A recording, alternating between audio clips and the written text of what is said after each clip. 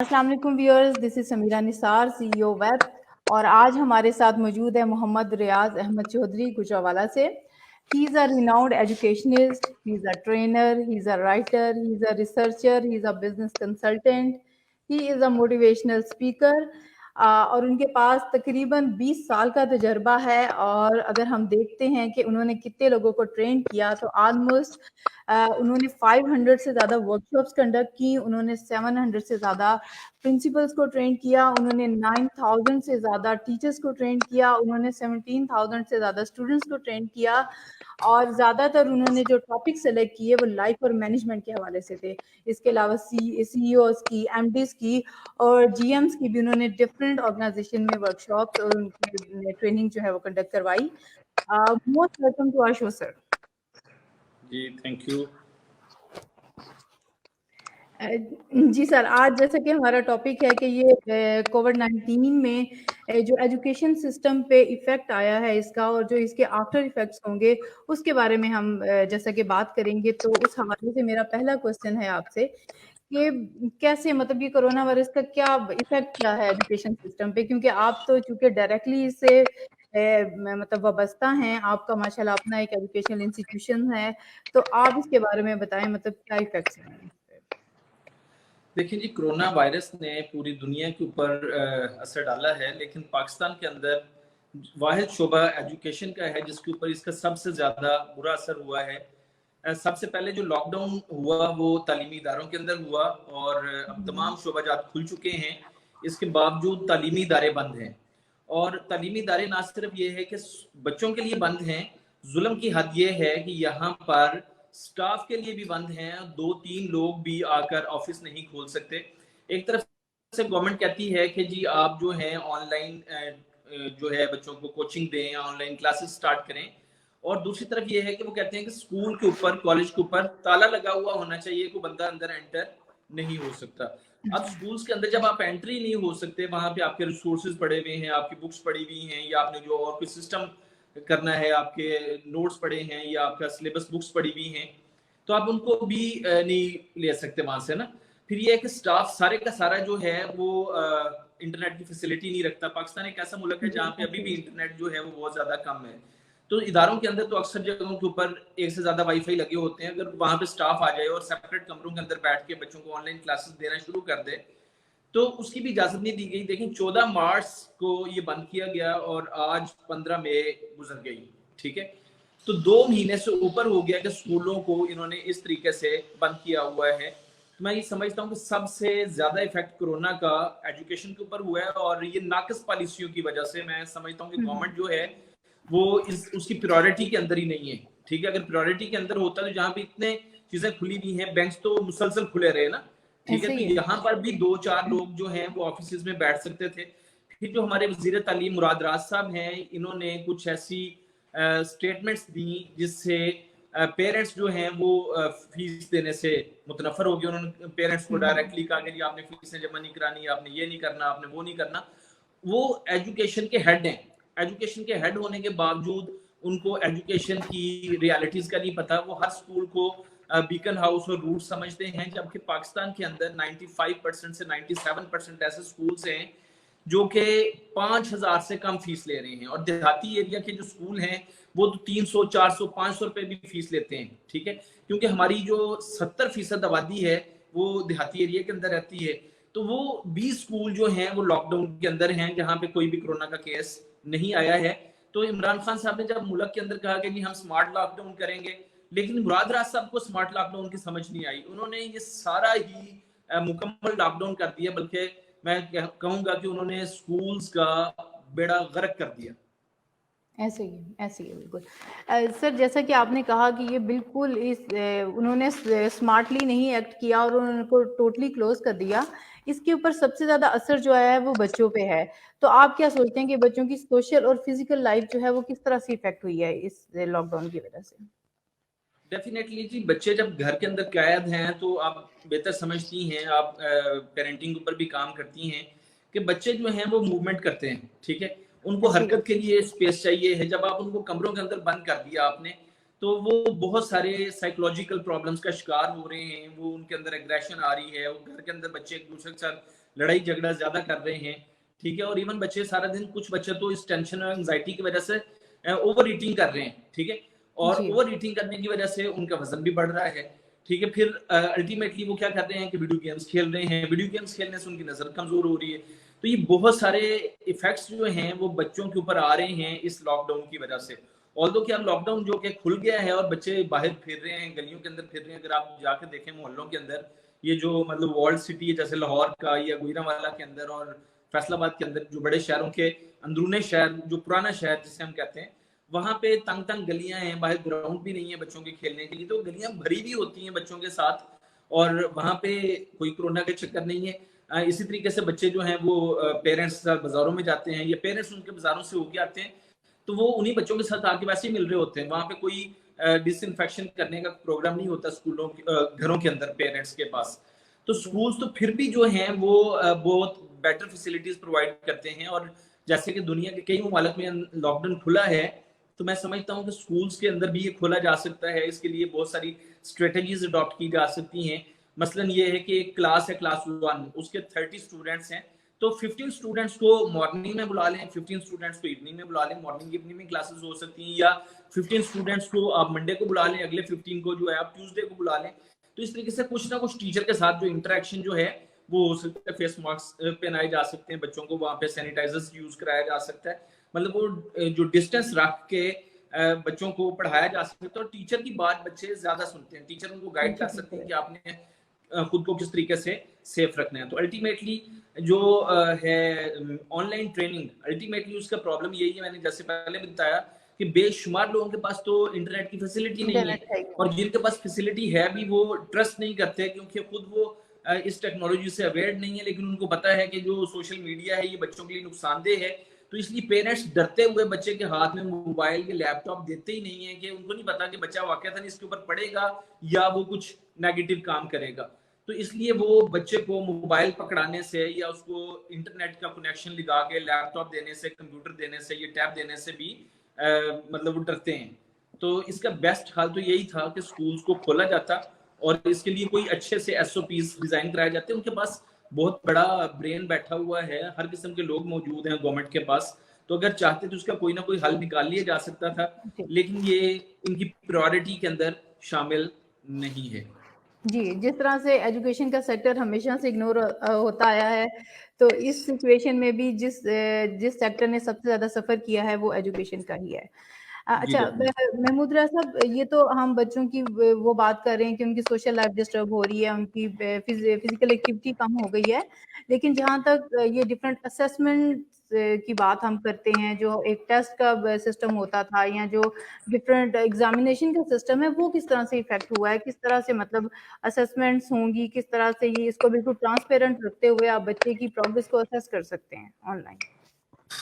अच्छा, उसमें ये है कि असेसमेंट, एक तो ये है कि जो क्लास 7 तक के बच्चों की असेसमेंट है वो तो स्कूल्स के अंदर ही होगी ना, या 8 क्लास तक। उसके बाद 9th और 10th जो है वो बोर्ड की क्लासेस हैं। इसी तरीके से अगर हम स्कूल से हट के कॉलेज की बात भी करें तो फर्स्ट ईयर सेकंड ईयर के ये पेपर सारे जो हैं 9, 10 फर्स्ट ईयर सेकंड ईयर के बोर्ड ले रहा था, और उसका उन्होंने पूरा एक शेड्यूल मुरतब किया हुआ था, डेट शीट इशू की हुई थी। अभी उसके ऊपर उन्होंने जो मुख्तलिफ स्टेटमेंट्स आ रही हैं मुख्तलिफ सूबाई वज़ीरों की, सिंध की कुछ और स्टेटमेंट्स आ रही हैं, पंजाब की कुछ और आ रही हैं, और वफाकी वज़ीर साहब कुछ और फरमा रहे हैं। इसके ऊपर पेरेंट्स का भी अभी मौक़िफ़ आ रहा है, वो उन बच्चों के बारे में वरीड हैं जो कह रहे हैं कि हमने इनको बड़ी अच्छी ट्यूशन्स पढ़ाई, बच्चों ने दिन रात मेहनत की, और अब आप कह रहे हैं कि सारे बच्चे ही पास हैं, ठीक है। तो वो जो नंबर्स का मसला था, आगे जाके जो मेरिट का मसला है, और फिर इसमें इस बेशुमार बच्चे जो पहले ही मेहनत नहीं करते थे, उनको एक और एडवांटेज मिल गया कि जी चलो ये एक जक लग गया, तो आगे जाके मेरिट का जो मसला बनेगा कॉलेज मेडिकल कॉलेजेस के लिए, तो इसका कोई प्रॉपर मैकेनिज्म जो है इनके पास मौजूद नहीं है। तो ये जल्दबाजी के अंदर बस ऐसी एक स्टेटमेंट दे देते हैं, इसके ऊपर प्रॉपर वर्क नहीं करते। हालांकि मिनिस्टर्स को इसके ऊपर प्रॉपर वर्किंग करनी चाहिए है, इनको इसके ऊपर थिंक टैंक्स को कॉल करना चाहिए है, इसके ऊपर प्रिंसिपल्स को कॉल करना चाहिए, इवन बोर्ड के जो चेयरमैन और कंट्रोलर ऑफ एग्जामिनेशंस हैं उनको कॉल करके इसके ऊपर पूरी अरक्रेजी के साथ ही काम किया जाता है, फिर कोई अनाउंसमेंट की जाती है। ये अनाउंसमेंट पहले कर देते हैं, वर्किंग उसके ऊपर बाद में करते हैं। तो this is the problem of this government, I suppose के ये नाअहल तरीन किस्म के हमारे हुक्मरान साबित हो रहे हैं। ख़ास तौर पे जो हमारे पंजाब के वज़ीर तालीम हैं, इन्होंने तो बिल्कुल ही इसके ऊपर कोई वर्किंग मुझे लगता है कि नहीं की है और ना ही ये कोई करना चाहते हैं। जी। सर जिस तरह आप कह रहे हैं कि इनको एक ग्रेड या एक लेवल जो है वो प्रमोट कर दिया जाएगा, उससे क्लास का एक लेवल और एक ग्रेड तो इन्होंने जंप कर लिया, लेकिन जो एक डेफिशिएंसी आ जाएगी उनके नॉलेज में, उसको उसको किस तरह से एड्रेस किया जाएगा? ऑब्वियसली अगर एक जिस तरह आप कह रहे हैं कि जो बच्चे पढ़ते नहीं उनको बड़ा एक किस्म का एज मिल गया, तो सर वो तो जो वीक हैं वो तो ऑलरेडी बहुत वीक हो जाएँगे। वो मतलब अजीब सी सिचुएशन है और जिन्होंने तैयार किया है वो डिमोटिवेट होंगे कि हमने इतनी कोशिश की और हमें उसके बाद भी कुछ नहीं मिला। तो लाइक ये मतलब चीज़ें पता नहीं किस तरफ को जाएँगी। तो सर आप मतलब अगर आप ये तो हम स्टूडेंट्स को फ़ोकस करके बात कर रहे थे, अगर हम टीचर्स के हवाले से बात करते हैं, तो वो किस तरह से सफ़र कर रहे हैं इसमें? जी, टीचर्स जो हैं वो डेफ़िनेटली 2 किस्म का सफ़र कर रहे हैं। एक तो हम ये समझते हैं कि उनकी जो फ़ाइनेंशियल कंडीशन है वो बहुत ज़्यादा बुरी है। दूसरी बात ये है कि टीचर्स जो हैं वो बच्चों के साथ बड़ा अटैच होते हैं और मैंने बेशुमार टीचर्स को देखा है कि वो जब बच्चों से दूर होते हैं तो उनके ऊपर एक नई किस्म की डिप्रेशन आई होती है। वो सोच रहे होते हैं हर वक़्त कि बच्चों के साथ क्या हो रहा है हमारे। ठीक है, लेकिन जो फाइनेंशियल कंडीशंस हैं, देखें कि अब 15 से 20 लाख उस्ताज़ इकराम जो हैं वो प्राइवेट सेक्टर के साथ अटैच हैं। पाकिस्तान के अंदर जो 50 टू 70% बच्चे जो हैं वो प्राइवेट सेक्टर में पढ़ते हैं। अगर हम ये 70% की बात तब करते हैं जब ये हमारे पास जो इसके पेफ के बच्चे आ जाते हैं या फोर्सेस के बच्चे जो हैं जो एपीएस के अंदर या आर्मी पब्लिक स्कूल्स के अंदर पढ़ते हैं, ये भी मतलब एक तरह के प्राइवेट सेक्टर ही कंसिडर होता है। ठीक है, तो ये 70% तक बच्चों को प्राइवेट सेक्टर कैटर करता है और 70% ये स्कूल्स बंद हैं। ठीक है, अब बंद होने की वजह से फीसें नहीं आ रही तो अल्टीमेटली टीचर्स को तनख्वाह नहीं दी जा रही और उनका कोई और सोर्स ऑफ इनकम नहीं है। बेशुमार टीचर्स जो हैं इवनिंग में एकेडमीज भी पढ़ाते थे और अभी एकेडमीज भी बंद हैं। और टीचर एक ऐसा तबका है जो अपनी सेल्फ रिस्पेक्ट के ऊपर कोई कंप्रोमाइज नहीं करता। ये किसी लाइन में लग के राशन भी नहीं ले सकते और ये जो इमरान खान साहब ने ये 12,000 रुपए लोगों को देने की बात की, अब ये उस लाइन में भी नहीं लग सकते। ठीक है, तो सबसे ज्यादा इफेक्ट जो हुआ है वो मैं पहले कह रहा हूँ कि तालीम के ऊपर हुआ है, स्कूल्स के ऊपर हुआ है, उस्ताज़ इकराम के ऊपर हुआ है और बच्चों के ऊपर हुआ है। ये वाहिद हमारा शोबा है जिसको बुरी तरह से नजरअंदाज किया गया है। और अभी आपने वो सुना मुल्तान में एक टीचर ने खुदकुशी भी कर ली क्योंकि वो 5 दिन से घर में खाने को कुछ नहीं था।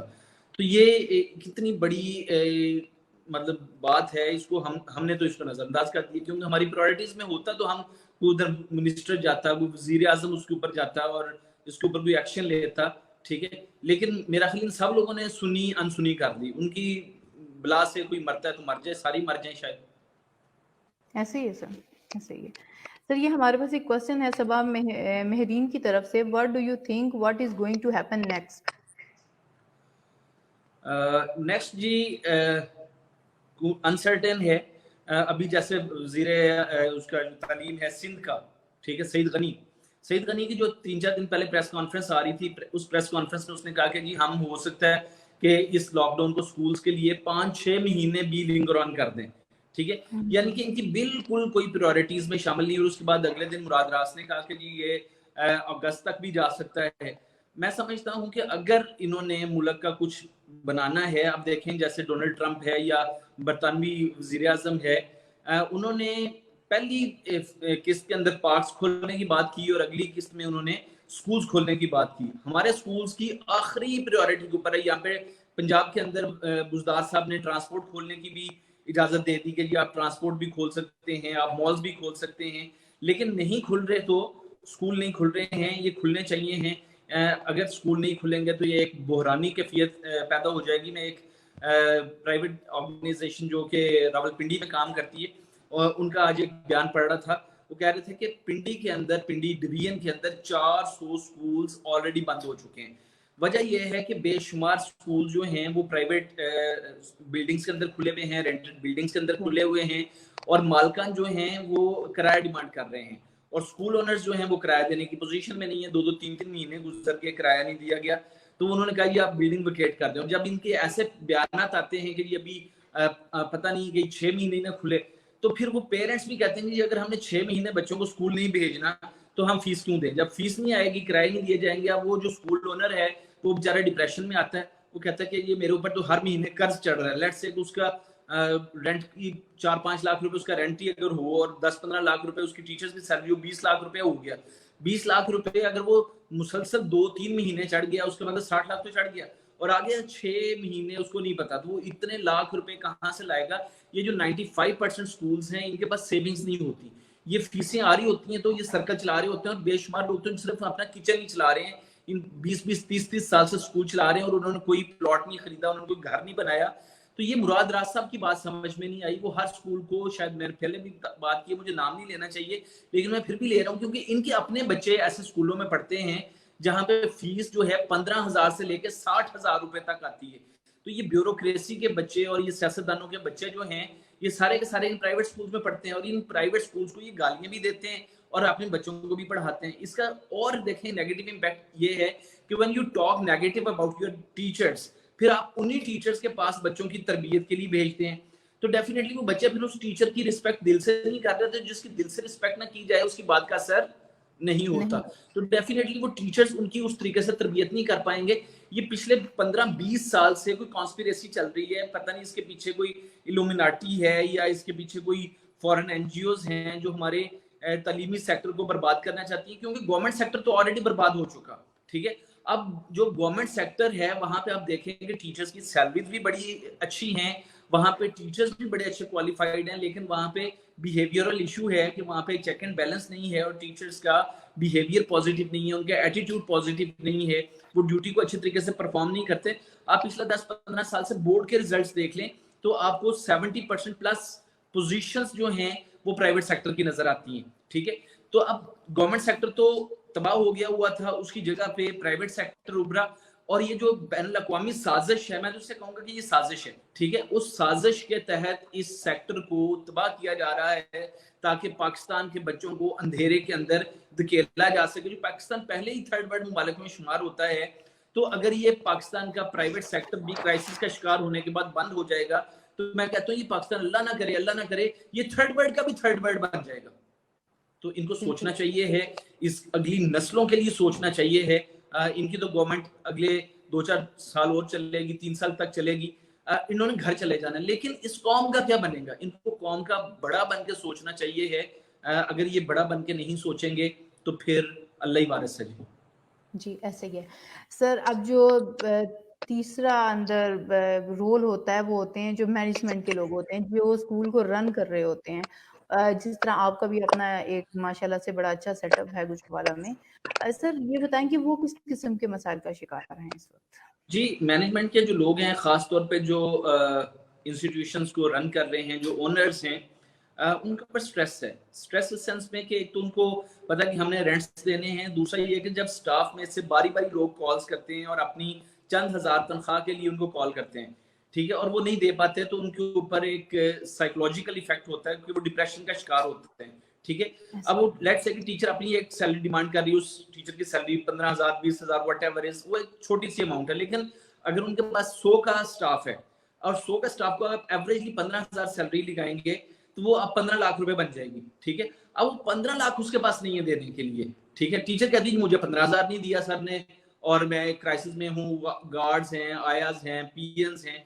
तो मैंने कई लोगों को देखा है कि वो बेचारे अब साइकियाट्रिस्ट के पास जा रहे हैं, वो नफ्सियाती मरीज बन गए हैं, उनको नींद नहीं आती है, वो दवाइयां खा के सोते हैं। ठीक है, और कई तो डरते हुए हॉस्पिटल्स में भी नहीं जा रहे क्योंकि एक नया ट्रेंड भी चला हुआ है कि जो हॉस्पिटल में जाता है उसको पकड़ के वो कोरोना में डाल देते हैं। ठीक है, किसी न किसी तरीके से आउटडोर बंद है, लेकिन इसके बावजूद बहुत सारे लोग जो हैं नफ्सियाती मसाइल का शिकार हो रहे हैं, जो कि खास तौर पर स्कूल ओनर्स हैं, कि इतने लोगों का बर्डन उनके ऊपर मौजूद है। जी। महमूद साहब, इस तरह से हुआ कि हमने इस बारे में बात की कि हम पे असर क्या आ रहा है कोरोना का। अब हम इस तरह बात करना चाह रहे हैं कि गवर्नमेंट तो ऑब्वियसली उस तरह से एक्टिवली फ़ौरन से जो है इसका कोई हल नहीं निकालने वाली। अब हम इसको किस तरह से हल कर सकते हैं? हम स्टार्ट करते हैं स्टूडेंट्स जो हैं उनसे कि हमारे पास एक क्वेश्चन भी है और वो हमसे पूछ रहे हैं कि how to learn smartly being a student. तो हम इधर से शुरू करते हैं कि सबसे पहले हमने ये देखा था कि सबसे ज्यादा इफेक्ट कौन हो रहा है, स्टूडेंट। तो अब ये देखते हैं कि स्टूडेंट जो है वो स्मार्टली किस तरह लर्न कर सकते हैं, क्योंकि अभी हम स्कूल तो नहीं खोल सकते। तो फिर अब घर पे रहते हुए हम किस तरह से इसको थोड़ा मैनेज कर सकते हैं, प्लीज।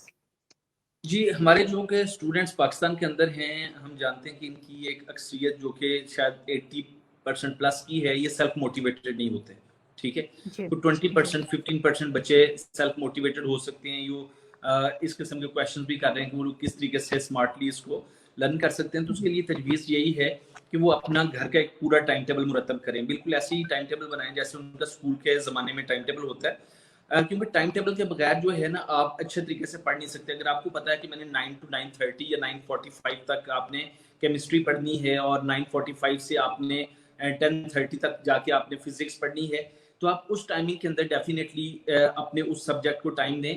अब पढ़ने के लिए ये करें कि आप 2-3 चीज़ें कर सकते हैं। एक तो ये है कि रिवीजन बहुत ज़्यादा ज़रूरी है। जिन चीज़ों को हम रिवाइज़ नहीं करते, वो अल्टीमेटली भूल जाती हैं। तो आपका जो पिछला सबक पढ़ा हुआ है, वो जो चैप्टर्स आपने उनको आप रिवाइज करने का टाइम उसमें रखें। कुछ नया जो आपने सीखना है, अगर आपके पास टेक्नोलॉजी अवेलेबल है, इंटरनेट मौजूद है, तो यूट्यूब के ऊपर आपको हर टॉपिक की वीडियोस मिल जाती हैं। कुछ तो उर्दू में भी मिल जाती हैं और इंग्लिश में तो बेशुमारी पड़ी हुई हैं। अब इंग्लिश का चूंकि आपका सिलेबस भी इंग्लिश के अंदर ही है सारा, ठीक है, और जिसका वर्ड आपको नहीं आता तो वो गूगल ट्रांसलेट से आप ट्रांसलेट भी कर सकते हैं। तो लर्न स्मार्ट में ये है कि आप एडवांस स्टडीज भी करें और आप प्रीवियस स्टडीज को भी करें। और एक काम जरूर करें, वो ये है कि अपना सेल्फ टेस्ट लेना शुरू करें। क्योंकि पाकिस्तान के अंदर जो टेस्टिंग सिस्टम है वो रिटर्न है, और जब तक आप रिटर्न टेस्ट की तैयारी रिटर्न में नहीं करेंगे, वो टेस्ट आपका तैयार नहीं होगा। जो जुबानी लेट से कि अगर आपने कायदे आजम के ऊपर ही कोई एक आर्टिकल, बच्चे इधर पाकिस्तान में चूंकि रट्टा लिखाते हैं, यहाँ पे क्रिएटिव राइटिंग नहीं होती, सॉरी टू से, ठीक है, तो उन्होंने रट्टा लिखा के याद करना है। अब वो कराची के स्पेलिंग गलत लिख देते हैं या कायदे आजम के स्पेलिंग गलत लिख देते हैं। ये लिखते हुए उनके साथ पंक्चुएशन की गलती हो जाती है, comma, full stop, question mark वो प्रॉपर तरीके से नहीं लिखा पाते।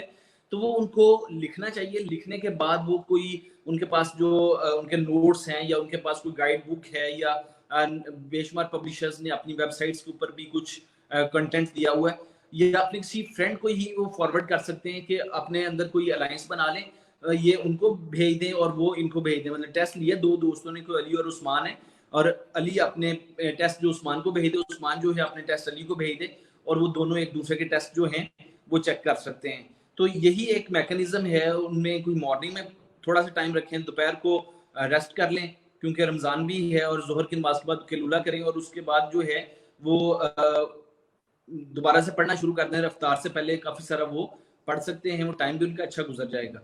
तो ये तरीका है। फिर ये है कि 9-10 के लिए स्मार्टली लर्न करते हुए अपनी डायग्राम्स जो हैं, डायग्राम्स की अच्छी मशक करें, क्योंकि डायग्राम्स बनाने से आपको अच्छे मार्क्स मिल जाते हैं। और बाज़ को डायग्राम के मार्क्स भी दिए होते हैं कि जी ये डायग्राम आप लेबल करें, ये फलाना करें। इसी तरीके से आप डेफिनेशंस को याद करें। आप उसके अंदर जो आपके हैं न्यूमेरिकल्स हैं, न्यूमेरिकल्स को वक्त दें। फिर प्रैक्टिकल्स आपके आ जाते हैं। प्रैक्टिकल्स की वीडियोस भी अल्टीमेटली मौजूद हैं, ठीक है। अब प्रैक्टिकल्स में होता क्या कि बेशुमार बच्चों को ना पता नहीं चलता कि ये जो फनल है, ये कीफ है, ये पिपेट है, ये ब्यूरेट है, ये नाम ही ऐसे जैसे हम एक प्ले ग्रुप के बच्चे को, 2 साल के बच्चे को, 3 साल के बच्चे को हम किचन के बर्तनों के नाम सिखाते हैं, ये फोर्क है, ये स्पून है, ये कप है, ये प्लेट है। इसी तरीके से ना साइंस लैब के अंदर भी आपको चीजों के नाम याद करने होते हैं, ठीक है। तो प्रैक्टिकल तो आपने तभी करना है जब आपका स्कूल खुलेगा। लेकिन आप अगर वीडियोस देखते हैं और आप मुख्तलिफ चीजों की शक्लें देख के उनको याद कर लेते हैं, आपको पता चल जाता है कि ये पिपेट है, ये ब्यूरेट है, और ये कनकेव लेंस है, ये फलाना है। तो वो उन चीज़ों को याद करने के लिए तो ये 3-4 एरियाज हैं कि डेफिनेशन सेपरेटली आप काम कर लें, आप न्यूमेरिकल्स को सेपरेटली आप कर लें। फिर जो एक्सप्लेनेटरी क्वेश्चंस हैं उनको लॉन्ग क्वेश्चंस आप कह सकते हैं। इस तरीके से आप अपना स्मार्ट वर्क जो है वो करके अपनी डेफिशिएंसीज को इम्प्रूव कर सकते हैं। जी, महमूद रियाज साहब, बात इस तरह से है कि ये थोड़ा-सा कॉम्प्लेक्स है। जिस तरह कि आपने कहा कि बच्चे जो हैं वो सेल्फ मोटिवेटेड नहीं हैं। इसका एक ही सूरत है, या तो पेरेंट्स बिल्कुल टीचर्स की तरह 6, 4, 5, 6 घंटे उनके सर पे रहें, उनको इस तरह से ऑब्जर्व करें। अदरवाइज फिर इट्स क्वाइट डिफिकल्ट कि वो चीज़ों को इस तरह से लेके चलें। लेकिन अगर कोई इन दिनों में बिल्कुल उसी तरह से जो इन दिनों को अच्छे से यूटिलाइज कर लेगा, जो बच्चे इस पे काम कर लेंगे, तो वो आप वाली बात है कि जब वो फिर दोबारा से स्कूल्स में जाएंगे तो उनका लेवल बहुत, ये अगर देखा जाए तो एक लिहाज से बहुत इम्प्रूवमेंट के लिए भी ये टाइम है कि जो बच्चे वीक हैं वो इस पे काम करके, जिस तरह आपने माशाल्लाह बड़ी अच्छी टेक्निक्स बताई हमें कि किस तरह से हम वीडियोस की हेल्प से और एक दूसरे के साथ वो कंबाइंड स्टडी वाला कॉन्सेप्ट रखते हुए, क्रॉस चेक चेक करवाने वाला कॉन्सेप्ट यूज करते हुए हम किस तरह से चीज़ों को इम्प्रूव कर सकते हैं। ये हमारे पास एक हमारे पार्टिसिपेंट हैं, वो कह रहे हैं कि सर जैसा कोरोना छोटे बच्चों और ज़्यादा उम्र के लोगों पर बुरी तरह से असरअंदाज हो रहा है, तो इस सूरत हाल में स्कूल ओपन करने का मशवरा देना क्या ठीक है? जहाँ तक तदरीसी अमले की तनख्वाहों का मसला है, वो तो हकीकत में एक बड़ा मसला है, मगर सिर्फ इसके हल के लिए बच्चों को स्कूल में बुलवाना क्या दुरुस्त ऑप्शन है? सर इसका मैं आंसर देना चाह रही हूँ, लेकिन बेहतर है आप इसको एड्रेस करें, क्योंकि हमने इसमें कहीं ये मेंशन नहीं किया कि हम सिर्फ टीचर की तनख्वाह के लिए बच्चों को बुलाना चाह रहे हैं। We just started from the students actually. जी जी, प्लीज। कॉन्सेप्ट यही है कि टीचर की तनख्वाह का ही इशू है। लेकिन मैंने पहले बात की कि ये बच्चे अगर आप देखें अपनी आंखों से, ठीक है, तो गलियों के अंदर निकल के देखें जरा, ठीक है, कि बच्चे घर में बैठे हुए हैं, ये गलियों के अंदर फिर रहे हैं, फिर पेरेंट्स के साथ बाजारों में, अभी ये जो चंद दिन बाजार खुला है, मंडे ट्यूसडे वेडनेसडे थर्सडे, आप 4 दिन बाजारों के अंदर जरा बच्चों की हालत देखें। और अभी जो रिसर्चेस आ रही हैं वो ये कह रही हैं कि बच्चे जो 5 इयर्स प्लस एज के हैं, इनका इम्यून सिस्टम बड़ा स्ट्रांग है और इनके ऊपर ये इफेक्ट नहीं कर रहा। और पाकिस्तान के अंदर तो वैसे अभी आप पूरी दुनिया को देख लें, मैं तो समझता हूँ कि शायद कोरोना जो है वो 1% भी नहीं है और 99% जो है वो फ्रॉड हो रहा है, ठीक है। हर बंदा जो मर जाता है उसको कोरोना के वो खाते में कोरोना डाल हो देते हैं, जो गलती से हॉस्पिटल चला जाता है उसको भी पकड़ के ले जाते हैं। आप जितने इन्होंने कंटीना सेंटर्स बनाए हुए हैं, वहां पे बाद लोग महीने महीने से कैद किए हुए हैं, ठीक है, और उनको रिहाई नहीं मिल रही, उनकी कोई जमानत नहीं हो रही। इधर तो मतलब कोई जुर्म करके जेल जाता है ना, तो उसकी भी बेल हो जाती है। तो बाद लोग तो बेल बिफोर अरेस्ट करा लेते हैं, लेकिन कोरोना में जो फंस गया ना बेचारा, ठीक है, उसकी ना तो कोई बेल हो सकती है और ना वो उस कैद खाने से किसी तरीके से बाहर आ सकता है। तो बच्चों को हम बुलाने की बात नहीं कर रहे। आप देखें कि कितने मुल्कों के अंदर ये स्कूल्स खोल दिए गए हैं, क्योंकि स्कूल अल्टीमेटली प्रायोरिटी है बच्चों की तालीम की, ठीक है।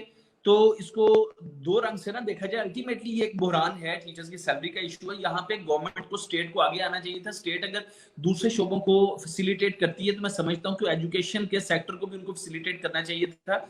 हम कहते हैं कि ठीक है जी हम स्कूल नहीं खोलते, तो गवर्नमेंट फिर ऐसा करे कि एटलीस्ट जो टीचर्स हैं बेचारे, उनको तो तनख्वाह दें। उनको क्यों आपने मारना चाहते हैं? आप क्यों इस पूरे सिस्टम को डीरेल करना चाहते हैं जो अपनी मदद आपके तहत शुरू हुआ था? तो इसके मुख्तलिफ पहलू हैं, आप एक पहलू को मत देखें काइंडली। जी।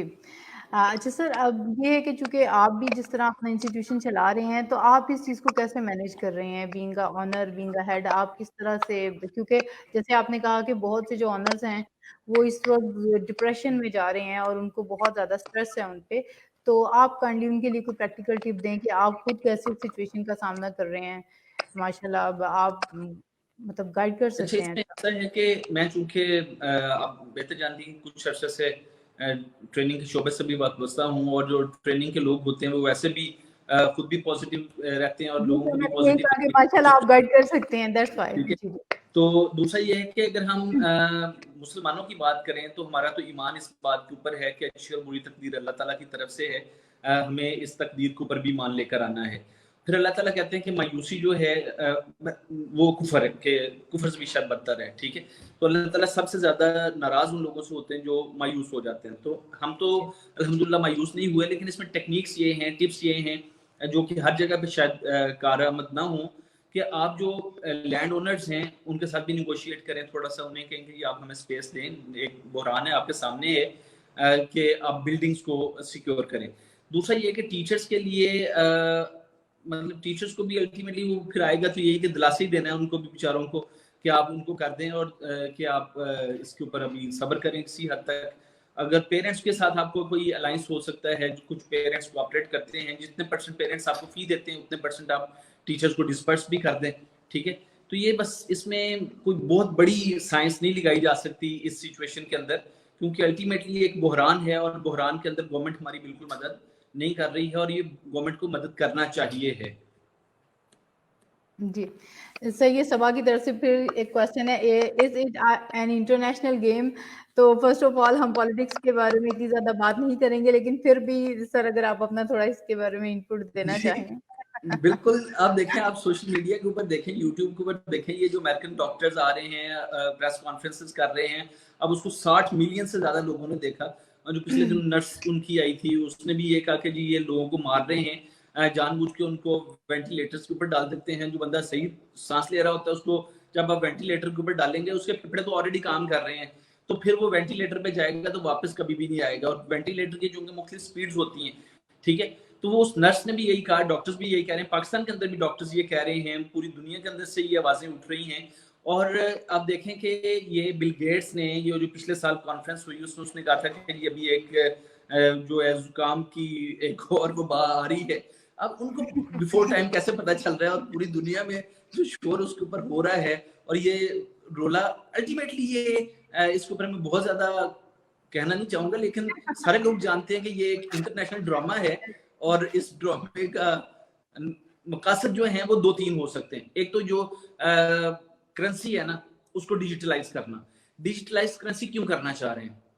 अगर डिजिटल करेंसी होगी, वो किसी भी वक्त अमेरिका, चूंकि सारे के सारे इंटरनेट अमेरिका के पास है, किसी भी वक्त आपको मफलूज कर सकता है। दूसरा ये है कि वो 5G का चूंकि झगड़ा चल रहा था चाइना का और अमेरिका का, पिछले 6 माह से ये रोला चल रहा था। अब ये 5G शायद जो खबरों में आ रहा है, ना अमेरिका के पास रहे ना चाइना के पास रहे, बल्कि ये इसराइल के अंदर चला जाए। ठीक है, अब जब इसराइल के अंदर चला जाएगा, 5G फास्ट स्पीड ही नहीं है कि जो हमारे यूथ जो बड़ा खुश हो रहा है कि 5G आ रही, 5G आ रही। 5G के अंदर ये हो रहा है कि ये जो फेस रिकग्निशन एप्स हैं, ये सैटेलाइट के ऊपर फेंक दी गई हैं। अब सैटेलाइट की मदद से वो सड़क पर जाते हुए बंदे का चेहरा देखकर भी पहचान सकते हैं। तो ये जो हमें हदीस के अंदर से भी क़यामत के निशानियों में दज्जाल की आमद का जिक्र मिलता है, तो ये दज्जाल की आमद का पूरा रोड मैप जो है वो तैयार हो रहा है। क्योंकि हजरत नूह अलैहिस्सलाम से लेकर हजरत मोहम्मद सल्लल्लाहु अलैहि वसल्लम तक जितने पैगंबर आए, उन्होंने क़यामत की निशानियों में सबसे बड़ी निशानी तो ये बताई कि एक आखिरी पैगंबर आएंगे। ठीक है, हजरत ईसा तक ये सारे पैगंबर कहते रहे, और ये तुरात इंजील के अंदर भी इनके रेफरेंसेस मिलते हैं। तो वो आखिरी पैगंबर तो नबी करीम सल्लल्लाहु अलैहि वसल्लम के तशरीफ लाने के बाद वो निशानी मुकम्मल हो गई कि नबी पाक के बाद अब कोई और नबी आने वाला नहीं है। नबी पाक सल्लल्लाहु अलैहि वसल्लम पूरी कायनात के लिए, पूरी दुनिया के लिए रहमतुल लिल आलमीन बनाकर भेजे गए, नबी बनाकर भेजे गए।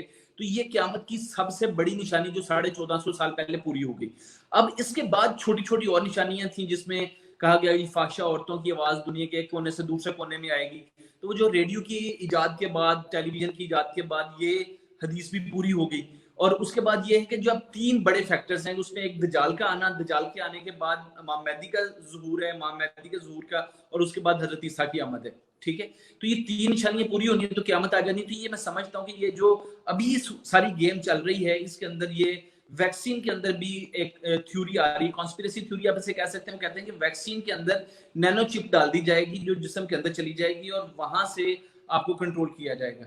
तो ये सारी वो बातें हैं जो मुख्तलिफ मीडिया के ऊपर से आ रही हैं, और इनकी ऑथेंटिसिटी के बारे में कोई 100% नहीं बात हो सकती, लेकिन जब इतनी दुनिया बोलती है तो फिर उसके अंदर कुछ ना कुछ तो रोला है ना। ऐसे ही है। अच्छा सर, अगर जिस तरह से ये चल रहा है, इसी तरह से अब ऑनलाइन ही अगर स्टडी चलेगी, तो उस सिलसिले में अगर टीचर्स के बारे में हम बात करते हैं, जिस तरह कि आप माशाल्लाह बहुत ज़्यादा एक्टिव हैं टीचर ट्रेनिंग के हवाले से, और आप बहुत ज़्यादा मतलब रेगुलरली आप ट्रेनिंग्स करवाते हैं, आपने स्पेशली एक जगह मुख्तस की हुई है इसके लिए। तो सर आप क्या समझते हैं कि अब ट्रेनिंग नीड्स किस हद तक डिफरेंट हो गई हैं, और ये कितनी ज़रूरी हो गई हैं, और इसको किस तरह से कंडक्ट किया जा सकता है? बताइए। जी, ट्रेनिंग नीड्स जो हैं ये हमेशा से रही, लेकिन अब ट्रेनिंग डिफरेंट हो गई है। जैसे आपने खुद जी, ही जी, फरमाया कि ट्रेनिंग डिफरेंट ये होगी कि अब सारे टीचर्स को आईसीटी लिटरेट होना पड़ेगा। ठीक है, मैं समझता हूँ कि जो अब आईसीटी लिटरेट नहीं है, शायद उसकी स्पेस जो है वो स्कूल्स के अंदर नहीं होगी। ये मैं टीचर्स की बात कर रहा हूँ, लेकिन ओवरऑल पूरी दुनिया जो है वो अब ऑनलाइन के ऊपर चली जाएगी। ये कभी भी रिवर्स नहीं होगा। ये कोरोना जो है वो किसी हद तक ये ब्लेसिंग भी आप कह सकते हैं कि टेक्नोलॉजी की अपडेशन के हवाले से पाकिस्तान में ये चीजें जो इसकी वजह से हो रही है, कोरोना की वजह से हो रही है, टेक्नोलॉजी की अपडेशन हो रही है, लोग ऑनलाइन जा रहे हैं, ऑनलाइन शॉपिंग के ऊपर जा रहे हैं, ऑनलाइन टीचिंग के ऊपर जा रहे हैं, ये शायद हम 20 साल के बाद जाते हैं। जी, ठीक बहुत है, बड़ा तो जंप लगा अब है। जी ये बहुत बड़ा जंप लगा है। तो टीचर्स को इस वक्त के अंदर अपनी ग्रूमिंग करनी चाहिए। टीचर्स को भी नए मेथड्स सीखने चाहिए हैं, नई टेक्नोलॉजी सीखनी चाहिए हैं। आईसीटी के अंदर चंद एक चीजें हैं जो हर टीचर को लाजमन आनी चाहिए। एक तो ये है कि एमएस ऑफिस उसको आना चाहिए। एमएस ऑफिस में भी 2-3 चीजें तो कंपलसरी हो जाएंगी, मतलब वर्ड है, उसमें एक्सेल आ जाए, पावर पॉइंट आ जाए, ठीक है। इसके बाद जो उर्दू टाइपिंग वाले हैं उनको इन पेज वगैरह आ जाना चाहिए। अच्छा, अब इसके बाद जो है वो गूगल सर्च है। गूगल बेसिकली एक बहुत बड़ा प्लेटफॉर्म है, गूगल की बेशुमार सर्विसेज हैं, गूगल सर्च के अंदर बेशुमार ऑप्शंस हैं, ठीक है। तो इसको उन्होंने सीखना है, ईमेल को सीखना है, फेसबुक को, व्हाट्सएप को। अब व्हाट्सएप सारे लोग यूज करते हैं, लेकिन व्हाट्सएप की बहुत सारे फीचर्स लोगों को पता नहीं है, ठीक है। तो उन फीचर्स को सीखना, तो यही आईसीटी है फॉर टीचर्स, ठीक है। तो मतलब ईमेल उसको कर लें, गूगल को कर लें, यूट्यूब के ऊपर सर्च कर लें, डाउनलोड कर लें, बेसिक वीडियोस को एडिट करना उनको आना चाहिए, पावर पॉइंट के ऊपर स्लाइड्स बनानी आनी चाहिए। अगर ये टीचर्स नहीं सीखेंगी तो शायद उनको अगले चंद सालों में जॉब से फारिग कर दिया जाए। अगर फौरी तौर पे नहीं भी किया जाता तो definitely they will definitely be replaced with those teachers who will be IT literate. तो टीचर्स को चाहिए है कि वो अपने आप को अपग्रेड करें, और ये सारी चीजें वो सीख सकते हैं यूट्यूब से बिल्कुल फ्री, और उनके पास टाइम एम्पल मौजूद है अपनी ग्रूमिंग करने के लिए। जी। हमारे साथ हबीब रहमान हैं और उन्होंने वही क्वेश्चन किया है कि इन्होंने हमें लेट थोड़ा ज्वाइन किया है, इस वजह से एक्सक्यूज मी, शायद वो सुन नहीं पाए कि आपने कितना डिटेल में आंसर किया है कि घर रह के बच्चे अपनी स्टडी को कैसे मैनेज कर सकते हैं। तो हबीब, ये हमारी रिकॉर्डेड फॉर्म में भी हमारा ये मौजूद रहेगा प्रोग्राम, तो आप उससे गो थ्रू कर सकते हैं। आपके ज्वाइन करने से पहले सर ने इसको बहुत डिटेल में हमें बताया, और आई थिंक आप इसकी रिकॉर्डेड फॉर्म में जो है वो आपको आंसर इसका ज़रूर मिल जाएगा। सर, और इस हवाले से अगर कहा जाए तो क्या मतलब टीचर्स की ट्रेनिंग अब इतनी ज़रूरी है, तो क्या इसके लिए कोई आपने इनिशिएटिव लिया इस तरह से, मतलब आपने कोई ट्रेनिंग ऐसे कंडक्ट करवाना शुरू की, और टीचर्स का क्या रिस्पॉन्स है? Are they willing to do it, या अभी भी वही है कि आपको समझाना पड़ता है कि this is important for you, कि वो ये इस तरह से आईटी स्किल्स के अंदर जो है वो माहिर हो जाएँ? तो are you doing some kind of training? जी डेफिनेटली, मैंने जब ये लॉकडाउन हुआ है तो मैंने मार्च में ही 6 सेशंस ट्रेनिंग के रखे, ठीक है। जी। और क्योंकि 14 मार्च को स्कूल सबसे पहले बंद हुए, तो मैंने स्कूल उसी वक्त उसमें एक मॉड्यूल जो है वो हाउ टू टीच ऑनलाइन भी था। काफ़ी सारे लोगों ने उससे इस्तेफादा हासिल किया। ऑलरेडी वो पेड थी, लेकिन उसके बाद मैंने वो लिंक काफ़ी सारे टीचर्स के साथ फ्री में भी शेयर किया, जिससे टीचर्स ने सीखा। और अभी बहुत सारे टीचर्स जो हैं वो अपनी एकेडमीज चला रहे हैं, अपने बच्चों को पढ़ा रहे हैं, या स्कूल्स के अंदर भी। जैसे अब मैं अपने स्कूल की बात करता हूँ या दूसरों के स्कूल्स की बात करता हूँ, वहाँ पे टीचर्स को हमने गाइड किया, वो लिंक्स मैंने भेजे, और उसके बाद उन्होंने जूम को इस्तेमाल करना शुरू किया। किसी ने जो है वो गूगल क्लासरूम्स को साथ में यूटिलाइज करना शुरू कर दिया। इसी तरीके से माइक्रोसॉफ्ट टीम्स को लोग यूज कर रहे हैं। तो इसका इस्तेफादा इससे हासिल कर रहे हैं इस ट्रेनिंग से।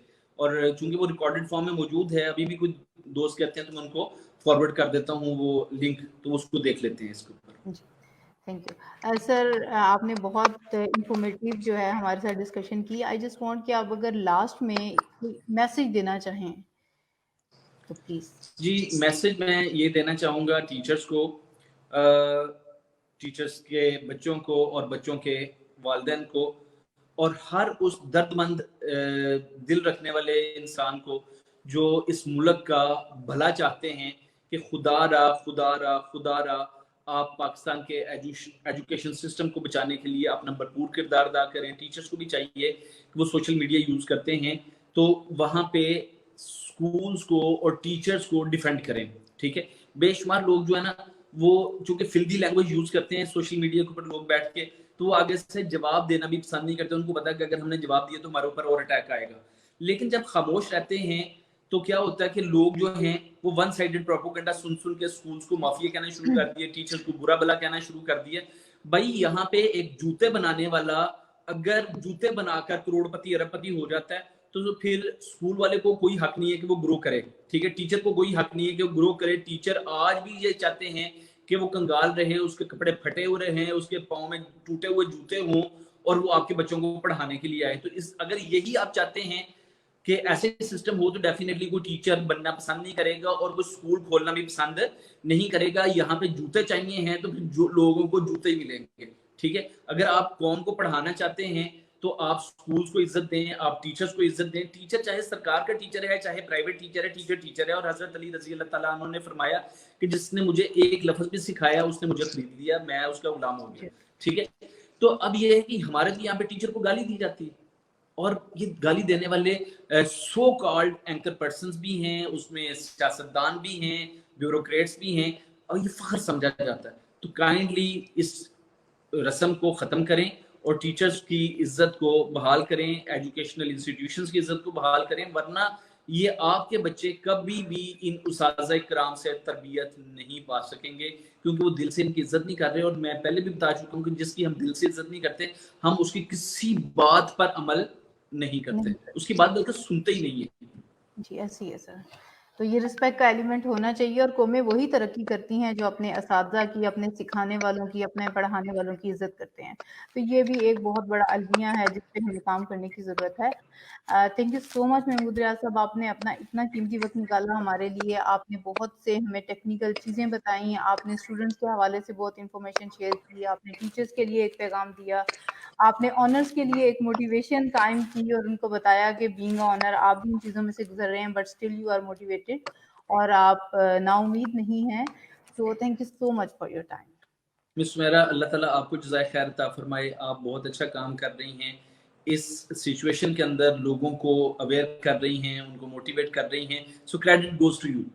Stay thank you blessed. So much sir. यही बात मैं कह रही थी कि आप लोगों का कंट्रीब्यूशन है, सबका, सुनने वाले मौजूद हैं, बोलने वाले मौजूद हैं, मैं तो जस्ट एक लिंक हूँ अंदर। So thank you so much for that sir. Thank you very much. Thank you sir. Take care. Allah हाफ़िज़।